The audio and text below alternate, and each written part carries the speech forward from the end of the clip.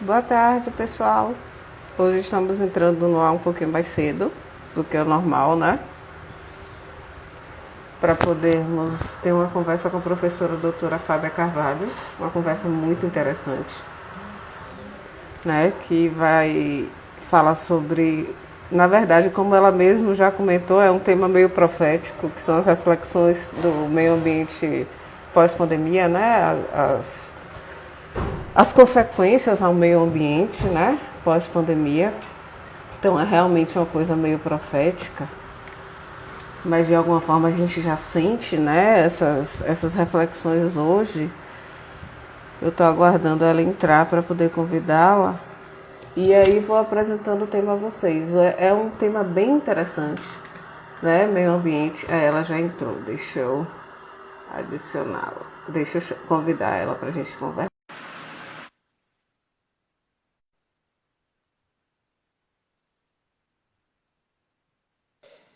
Olá, Olá, professora. Eterna professora minha. tudo jóia? Como que você Tudo tá, bem com Lu? você? Estou Tudo bem, bem. muito feliz de tê-la hoje aqui. Eu também. Tudo bem na medida do possível, né? A gente Sim, tá, a gente tá hoje a no... gente tem que estar feliz de estar saudável, né? Independente de qualquer outra coisa.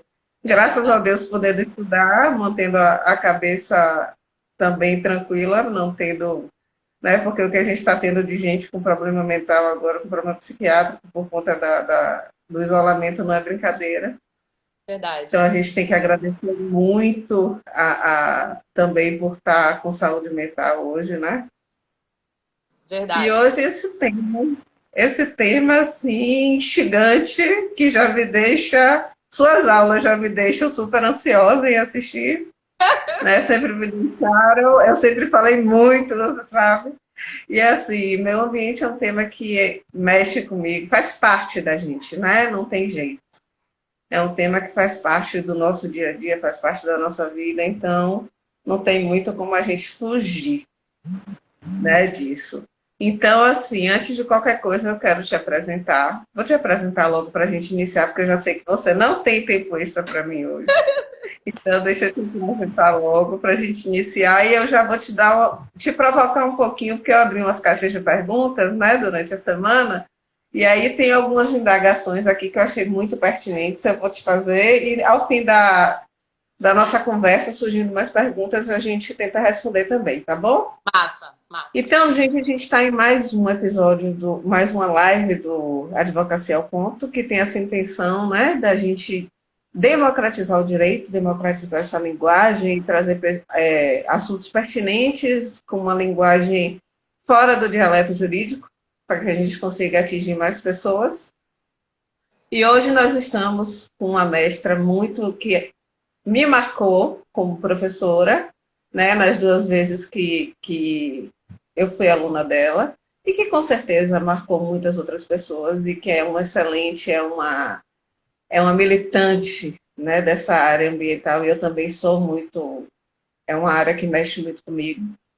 Com o tema Meio Ambiente e Reflexões Pós-Pandemia, nossa mestra é a professora doutora Fábia Carvalho. Ela me passou o currículo Lattes dela, é imenso, gente, e eu selecionei algumas coisinhas para falar aqui, mas é muita coisa. Então, assim, é professora da Faculdade Batista Brasileira FTC, consultora jurídica e advogada de direito ambiental, socioambiental e civil, doutora e mestre em direito pelo programa de direito da PUC do Paraná. Né? Então, sem mais delongas, eu vou fazer umas provocações aqui bem rápidas. Uma é sobre o aumento da quantidade de lixo hospitalar que a gente está tendo hoje e o aumento da quantidade de lixo mesmo por estar muito tempo dentro de casa e gerando uma quantidade de lixo muito grande, né? E uma outra é o aumento do prazo para a extinção dos lixões, né? São duas provocações que eu queria fazer antes da gente começar. Sem mais delongas, doutora, professora, doutora, eu estou aqui toda ouvidos, nós estamos todas ouvidos. Joia, Todos. massa. Oi, galera que tá aqui, Neto, Iago, todo mundo, massa, legal, gente. Deixa eu falar pra você, Lu, o seu convite pra mim foi uma satisfação imensa, sabe? eu respeito muito a minha condição de professora. Eu estava lembrando, eu quero já iniciar falando sobre isso, porque você falou aí, né, das nossas aulas, você foi minha aluna 2 vezes. Eu tenho uma Já. quantidade de alunos que repetem, né? Eu nem chamo eles de seguidores, eu chamo eles de de um jeito carinhoso, de um jeito carinhoso, porque na realidade eu tenho assim, eu sou muito privilegiada, cara, muito privilegiada, sabe? Porque os meus alunos são 14 anos nessa vida e os meus alunos, eles de fato, fica parecendo pieguice, fica parecendo que eu sou piegas quando eu falo isso, mas é real. Os meus alunos, eles são meus amigos depois, né? Não só meus amigos. Quantos eu não já encontrei recém-formado no AB, não já assinei aquela fichazinha de indicação, né? Encontrei no Aguarda a minha. entende? Ou então, outro dia, um de muito tempo, ainda quando eu ensinava em Aracaju, brotou no direct do Instagram me perguntando uma coisa sobre empresarial, que estava com caso lá, e estava com as dúvidas, porque os livros não ensinam tudo, né, Lu? Os livros não ensinam a vida prática da advocacia. Eu sei disso porque Não. eu me bati, né? Nos primeiros 8 anos, eu era uma insegurança total. E assim, eu fui jogada nessa vida. Eu tava lembrando isso ontem. Eu fui jogada nessa vida de dar aulas. Eu vou planejar, vou fazer um projeto. Não foi. Foi uma situação meio esdrúxula lá, em que uma professora tinha sofrido um acidente. E aí ela tinha 7 turmas e as 7 turmas estavam há 2 semanas sem aula. E aí eu soube que a faculdade estava fazendo teste, fui lá, fiz a banca para uma banca de professores e tal. E aí ela falou, precisa que você entre amanhã, que você já assuma, você precisa repor aula já das 7 turmas. Foi uma coisa assim, né? Aí eu caí ali naquele meio e nunca mais saí. Nunca mais saí. Eu tava lembrando disso ontem. Eu falava, meu Deus, como as coisas acontecem. Aí você falou várias coisas interessantes aí na tua fala. Então, eu tô falando isso para dizer o seguinte: conversar com os meus alunos, eu valorizo muito. Muitas vezes eu valorizo, inclusive, mais do que determinados convites. Sabe? Que aparentemente pudessem ter mais um pouco de pompa ou mais um pouco de rapapés. Você me conhece, eu não sou dada aos rapapés, né? Eu sou advogada, eu sou mestre, eu sou doutora, mas eu acredito muito, muito infinitamente na proximidade e numa educação que trabalhe com parâmetros, sabe? Então, toda aquela questão social que Paulo Freire traz para a educação, eu abraço insistentemente e eu tento, o máximo que eu posso, manter essa relação nessas bases. Porque eu acho que assim, e eu tenho tido resultados muito benéficos fazendo assim. Porque eu realmente acredito que assim a gente tem um resultado didático mesmo de aprendizado. Você estava falando aí, as aulas dela, você estava falando das nossas aulas. Eu queria, você sabe, Lu, eu queria muito. Eu não me considero hoje ativista. Eu às vezes uso esse codinome, né? Porque é exatamente o que eu gostaria muito. Mas, bom, o ativismo hoje está quase que relegado ao ativismo virtual, né? Por causa da pandemia, todas essas questões. Embora ainda tem muita gente boa aí que encara, que bota a máscara e vai pra rua. E eu vou te falar, é uma luta inglória.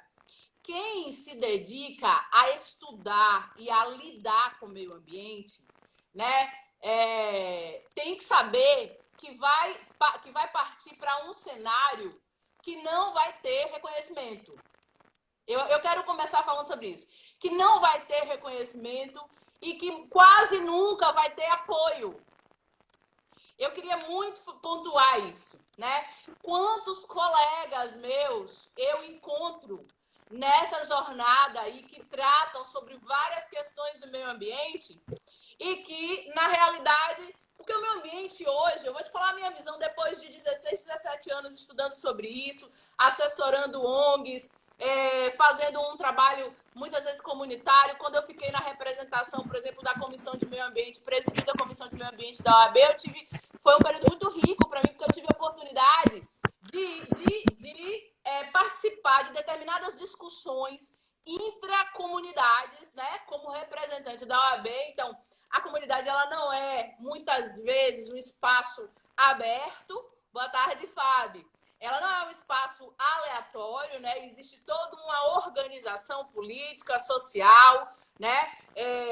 E cada vez mais politizada, entende? De modo que para você entrar nesse contexto é preciso todo um conjunto de critérios e condições que você tem que ter realmente, tanto para que você compreenda, né? E então é preciso essa visão. Mas eu queria começar falando o seguinte: o meio ambiente é interessante ver como as coisas acontecem em relação à temática meio ambiente. Porque o meio ambiente é assim, ó, todo mundo concorda que o meio ambiente tem que ser preservado. Entende? Ninguém hoje, em 2021, não vou falar no Brasil só não, vou falar no planeta, é capaz de se posicionar contra o meio ambiente, qualquer que seja o regime jurídico em questão. Aí você citou aí a questão dos resíduos sólidos, mas solo, você tem recursos hídricos, você tem ar atmosférico, né? Você tem a questão referente às comunidades tradicionais que eu já citei hoje aqui. Você tem uma série de subtemas, né? Alguns deles ligados à saúde, que tem até a propósito uma relação muito próxima com o tema da nossa conversa hoje, né? Que é pandemia e reflexões ambientais aí, né? Mas o fato é que todo mundo concorda que o meio ambiente tem que ser protegido, mas existe uma distância enorme entre a concordância teórica e a prática. E aí, muitas vezes, a gente é levado discurso legal, o que eu lamento muito, sabe, Lu? A gente sai do discurso legal, do estudo. Eu acho que no Brasil, eu acho que estudo sobre o meio ambiente deveria ser algo feito no jardim de infância. O meu filho estuda meio ambiente. Eu já vi ele fazer alguns trabalhos. Mas tem a linguagem tem uma visão tão idílica, sabe? E tão dissociada da realidade. Concordo Muitas 100%. vezes preocupada. E eu digo mais. Eu acho que deveria haver introdução do estudo sobre o meio ambiente, não só sobre o aspecto da conscientização. Sabe, porque a conscientização deixa mais ou menos a coisa como se fosse algo aleatório, opcional. Sim. Entende? Assim, da escolha. Se você quiser, você toma banho de 5 minutos. Se você não quiser, você... Mas aí, se você for legal, você toma de 5 minutos. Você sabe, essa coisa assim da conscientização, porque o princípio da educação ambiental é que a gente tem que entender que realmente o meio ambiente é uma maravilha, a gente vive no meio ambiente. E aí, aquela coisa toda e tal, os desenhos e tudo mais. Quer dizer, mas na realidade não é assim. Aí, a galera que me acompanha, os meus alunos, amigos, os meus colegas de trabalho na área ambiental falam: Fábio, você é muito catastrófica. Sim, eu sou mesmo. Eu admito. Mas, professora, Oi. Professora, se a gente reparar hoje, as praias como estão, por conta da falta de uso contínuo, a natureza está cada dia mais linda por conta da falta desse uso contínuo, por conta da falta dessa presença humana, né, nesses locais. Então, eu moro na Barra, eu ando todo dia aqui na orla. Gente, eu nunca vi o mar como está agora, a coisa mais linda do mundo, o mar como está agora. E nesse ponto que você fala do ensino, eu acho que não só o ensino do meio ambiente, eu acho que o ensino, inclusive, do direito, deveria ter uma introdução ao direito também no ensino fundamental, porque as crianças crescem e não aprendem seus direitos e seus deveres e não aprendem as leis que regem o nosso país. Eu fui aprender isso agora na faculdade. Eu estou no 7º semestre, eu fui aprender isso agora. 7º é só de semestralizada, né? Então, assim, eu pego matérias de vários semestres. Então, eu estou entendendo isso agora, né? E pela tua fala, eu estou me lembrando que eu tinha um aluno em uma dessas faculdades que ele tinha 75 anos. E ele falou assim para mim, no final da disciplina de ambiental: professora, eu passei a vida inteira e não tinha me dado conta da gravidade de tudo isso que eu ouvi a senhora dizer. Você entende? Sim, Então, é fato isso. então, se você tem a Constituição Federal pregando que ninguém pode excusar desconhecimento da lei, ou seja, presume-se relativamente que todo mundo conhece toda a legislação. Por exemplo, a legislação ambiental, que é essa que nós estamos tratando agora. Então, eu acredito sim que a condição de cidadão obriga o Estado a... E essa premissa, teoricamente, já existe na Constituição, sabe, Lu? A Constituição fala lá. Artigo 225. Artigo 225. Exatamente. Sim. E o princípio da educação eu não esqueço. Ele é obrigatório no ensino médio, fundamental, no ensino oficial e no ensino extraoficial. Ou seja, tanto em todo o ensino médio, fundamental, graduação, pós-graduação e tudo mais, quanto em campanhas, por meio de audiências públicas. Enfim, todo tipo de contexto didático a Constituição já prevê que, de fato, deve se ensinar, existe essa obrigação do poder público. Só que ainda nos deparamos, Luciana, com essa situação grave, né? Grave demais, que é uma incógnita para mim até hoje, mesmo depois de eu ter estudado e de eu ter pesquisado a respeito do assunto, é uma incógnita pelo seguinte sentido: como é que todos nós somos capazes de quase que de forma uníssona concordar que o meio ambiente tem que ser protegido e os resultados das nossas condutas, individualmente falando e coletivamente falando, são tão ruins? São tão ruins, eu me coloco no grupo. São tão péssimos. Lúdicas, inclusive. Você começou a nossa conversa aqui fazendo essa provocação, falando sobre resíduos sólidos, né? Então, você tem lá a Política Nacional de Resíduos Sólidos, que vai tratar dessa categoria, né? Criar essa categoria resíduos sólidos, porque até então não tinha, né? O problema do lixo era, até antes da criação da Política Nacional de Resíduos Sólidos, um problema exclusivamente de saúde, para você ver como tem muito a ver com o nosso tema de hoje, como a questão da saúde está inteiramente ligada à questão do meio ambiente, né? E, então, só para responder a tua provocação, você falou sobre a questão dos lixões, né? Professora, os prazos e tudo mais. Eu vou te responder isso te falando apenas o seguinte, né? A questão ambiental é uma questão complexa. Essa frase parece óbvia, mas não é. Eu falo para os meus alunos várias frases óbvias. Eu adoro utilizar as obviedades para complicar o raciocínio, inclusive. Eu falo para os meninos assim, gente, todo mundo concorda que a questão ambiental é complexa? Claro, professor, é super complexa. É difícil de entender, tem muitas leis. E aí eles vão divagando sobre o porquê dessa complexidade ambiental, que, aliás, tem um livro de Henrique Leff, muito bom, que fala sobre complexidade ambiental. Henrique Leff é um dos estudiosos super modernos, estudados em curso de pós-graduação e que trata da questão ambiental, né? Mas o que eu quero dizer é o seguinte, aí eles falam, claro, tem muitas leis, é uma questão bem complexa. Não é por isso, também é por isso, mas não só por isso. A complexidade significa, sabe o quê? Que muitas vezes não se resolve um problema ambiental como esse que você citou. Você citou o problema do lixo. Eu adoro a palavra lixo. Eu adoro a palavra lixo. Porque a palavra lixo, ela... O lixo, ele é... Oi? Ela nos coloca... O lixo, ele pode ser revertido em um monte de coisa que a gente nem imagina. O lixo, ele é uma riqueza muito grande que não é utilizada, né?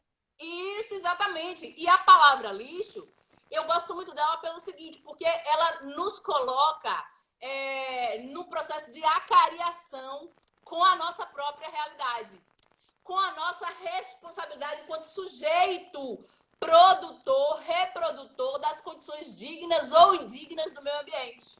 Sabe? O resíduo sólido, não é o tema da live hoje, mas só para te responder a provocação que você fez, esse sólido foi uma coisa que eu estudei no doutorado, mais profundamente, porque eu fiz algumas críticas à política nacional, foi parte da temática da minha tese, mas os resíduos sólidos, o resíduo sólido, para mim, Fábia, é um produto.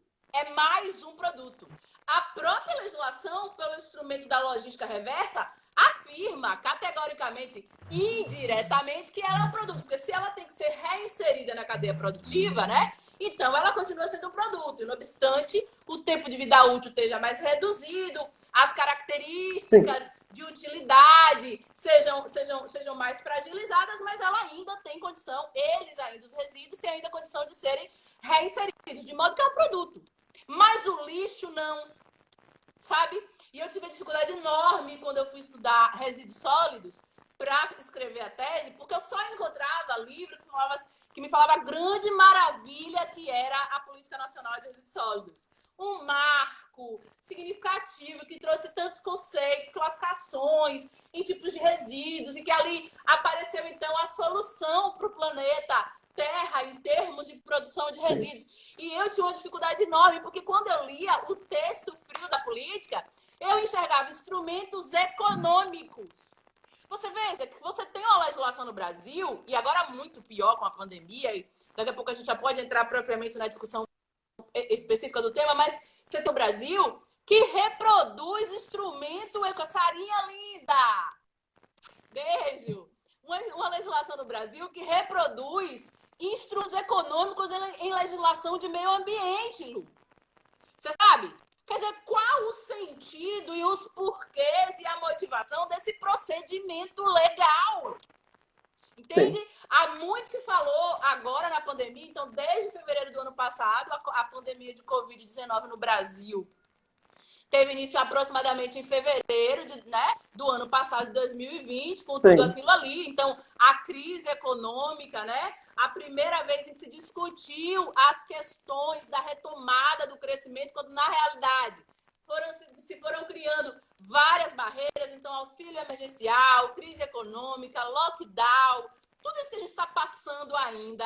Até o tema é meio profético, porque o tema fala de pós-pandemia. Na realidade, a gente está ainda respirando e comendo a pandemia, né? Então, assim, mas não só na pandemia, porque na pandemia, eu vou falar um pouquinho nesse instante aqui, a gente teve uma situação em que algumas condições ambientais, várias condições ambientais, foram flagrantemente desequilibradas, né, com uma conduta omissa do poder público em relação à gestão eficaz desses locos ambientais, mas isso não é novo. Isso não aconteceu só na pandemia. Porque, por exemplo, nesse fato que você falou, e o prazo, a política pediu a erradicação dos lixões. Primeiro foi um prazo de 4 anos, que não foi cumprido. Depois foi um prazo de 8 anos, que não foi cumprido. E, recentemente, a política regulatória lá do saneamento básico novamente estendeu esse prazo que está ainda em vigência, mas que provavelmente não vai ser cumprido. Por quê? Voltando ao que eu disse, a obviedade, que eu adoro as obviedades, mas voltando à obviedade que eu citei agora há pouco. É um problema complexo. É tão complexo que todo mundo concorda que tem que proteger, mas as condutas são opostas. Exato. E assim, é importante... Eu acho importante a gente deixar claro que a gente não está falando de político, a gente está falando de política, entendeu? Isso é importantíssimo. Isso é uma coisa que é no mundo inteiro, independente do político que está regendo o país. A gente está falando de política e de futuro da humanidade, né? A gente está polemizando aqui o futuro. O parágrafo 225, né, da Constituição, que fala da intergeracionalização do meio ambiente, não é isso? Pronto, aprendi certinho. É isso aí, Lu. É importante essa sua consideração mesmo, né? Porque a questão ambiental é uma questão planetária, global. A maior parte dos estudiosos começa a analisar o mundo no chamado período antropoceno e as grandes crises ambientais pregadas em verso e prosa no mundo, como, por exemplo, a crise climática, o aquecimento global, todos esses problemas ambientais que não são territoriais, né? A gente sabe disso tudo, até a própria alegação de soberania é não condizente com o aspecto ambiental por conta disso daí. Mas, assim, só para te dizer e finalizar essa questão dos resíduos, essa complexidade é tão grave, Lu, que a Política Nacional de Resíduos previu a erradicação dos... Paralelamente a isso, criou um grupo, e aliás, ela é ovacionada, né? Ela é muito aplaudida, a Política Nacional de Resíduos Sólidos, em função de ter alguns autores considerarem que ela criou uma categoria de inclusão social, que é a categoria dos catadores de recicláveis. Só que esses sujeitos, catadores de recicláveis, criados lá pela política, onde define a existência de convênios, né? Onde define a existência de cooperativas de catadores e os convênios que devem ser realizados entre o município, entre o Estado-membro, né? No sentido de haver injeção de verba do governo para que se possa otimizar esse processo de escoamento desses recicláveis, mas, não obstante tudo isso, a complexidade reside no seguinte: não tem como você resolver o problema ambiental apenas com previsão de artigo, de lei que trate sobre flora, fauna, resíduo. Porque nenhum, agora eu quero falar uma verdade aqui, que eu repito sempre, né? Que é o seguinte: nenhum problema ambiental é de flora e de fauna. O problema ambiental, Lu, aliás, o problema da flora e a fauna não tem problemas, né? O problema ambiental, você sabe qual é? É o problema da pobreza, categoria social pobreza, é o problema da categoria social sistema econômico. Não é um problema do meio ambiente. O meio ambiente não tem problemas, tá? Então, os reflexos econômicos, os reflexos de desigualdade, aí já entra a categoria problema, é o que gera a crise ambiental. Entende? Então, é muito importante. Então, por conta disso, é que se você perguntar para a grande maioria de catadores dos maiores lixões que existem no país, sabe o que eles vão lhe dizer? Nós não queremos que acabe o lixão. Aí você tem o texto da política dizendo: não, vamos acabar os lixões, porque os lixões causam esse problema, problema A, problema B, problema C, lista.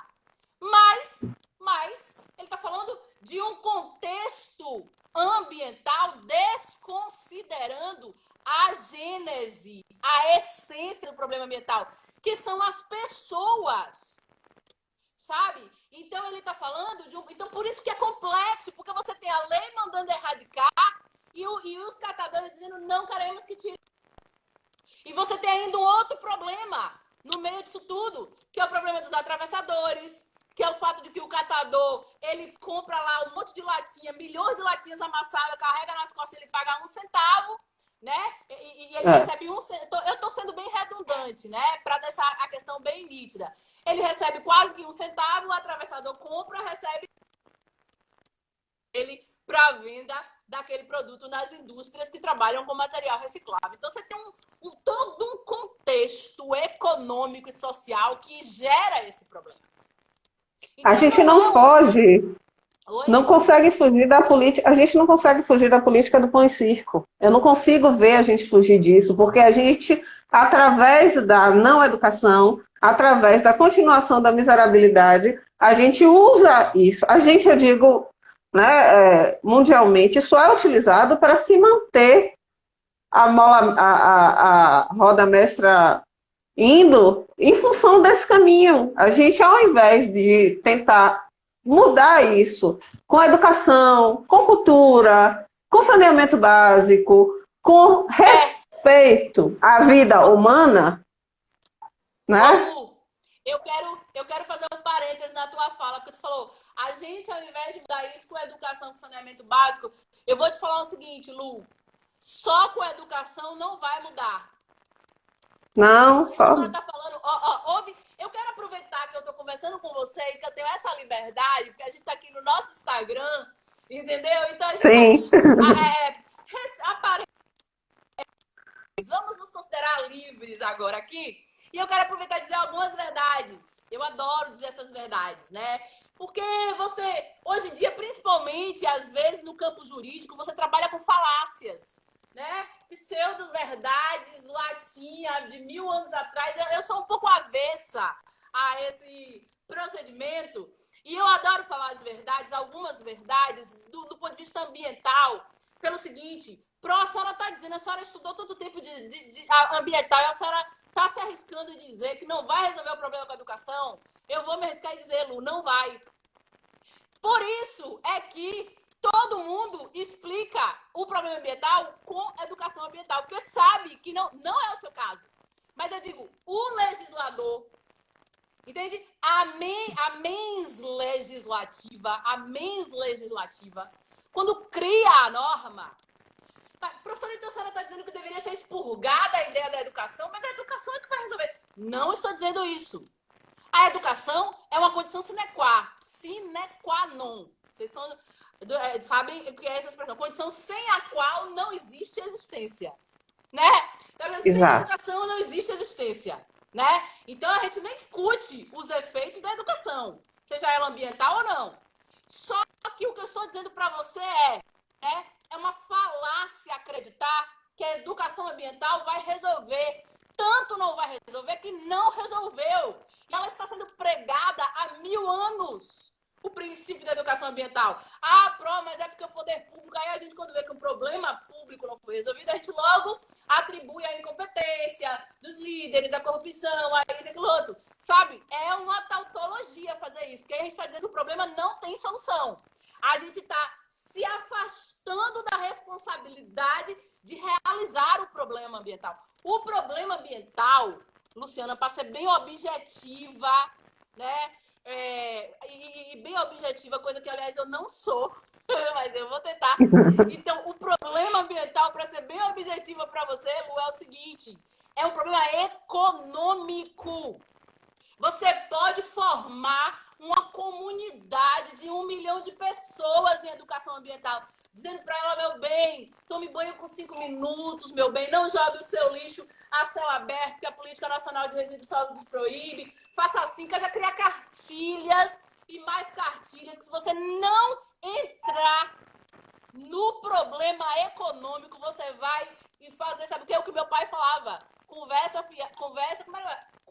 fiada matou Zé Carambola, meu pai dizia. Minha filha, conversa fiada matou Zé Carambola. Quer dizer, para com essa conversa fiada aí.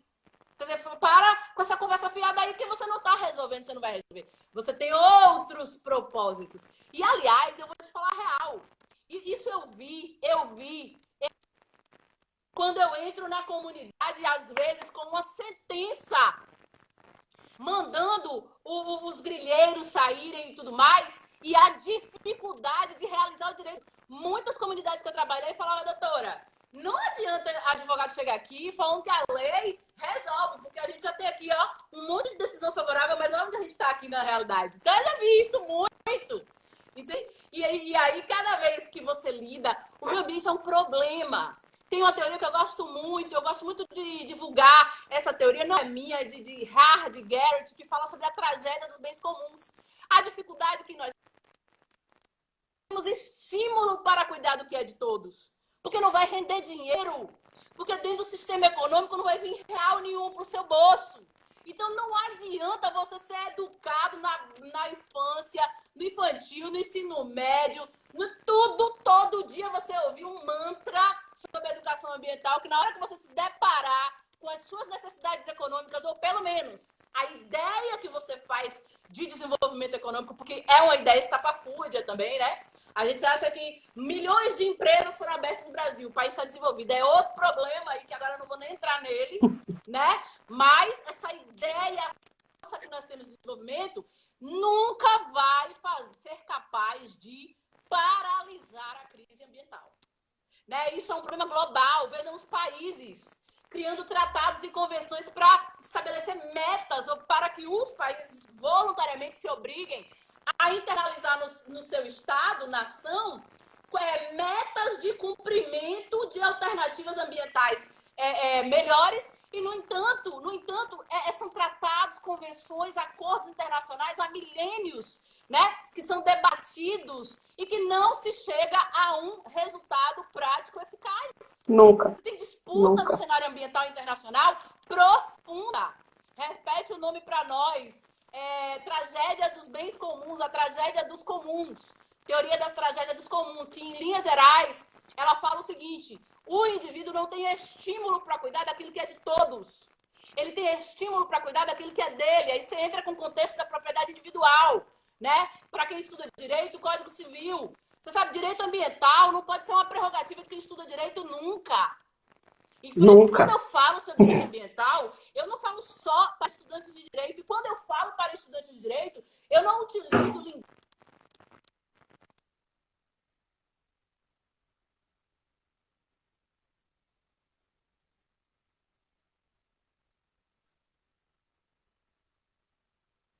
Travou para mim, Pro. Eu não sei se travou para todo mundo.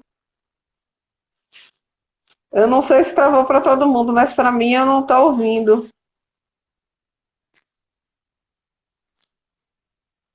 Eu não estou conseguindo te ouvir. Eu vou te convidar de novo. Ficou mudo, ficou mudo. Eu vou entrar de novo.